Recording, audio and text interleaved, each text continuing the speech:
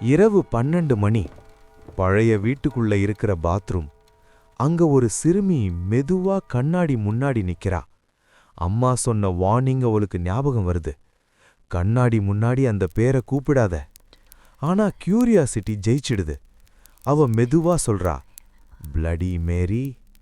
மறுபடியும் பிளடி மேரி. மூன்றாவது முறை டியூப்லைட் ஃப்ளிக்கர் ஆகுது.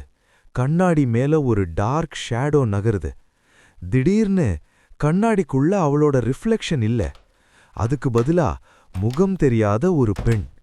நீளமான முடி, கண்களிலிருந்து ரத்தம் சொட்டுற மாதிரி. அந்த பெண் மெதுவா கிசுகிசுக்கிறா. என்னை கூப்பிட்டே, இப்ப நீ போக முடியாதே. பாத்ரூம் டோர் தானா லாக் ஆகுது.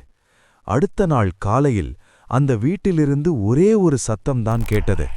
கண்ணாடி உடையும் சத்தம். அதுக்கப்புறம் அந்த வீட்டுக்குள்ள யாரும் போகல. இன்னும் இப்படிப்பட்ட உண்மை போல மர்ம கதைகள் கேட்கணும்னா இப்பவே சப்ஸ்கிரைபர் பண்ணுங்க.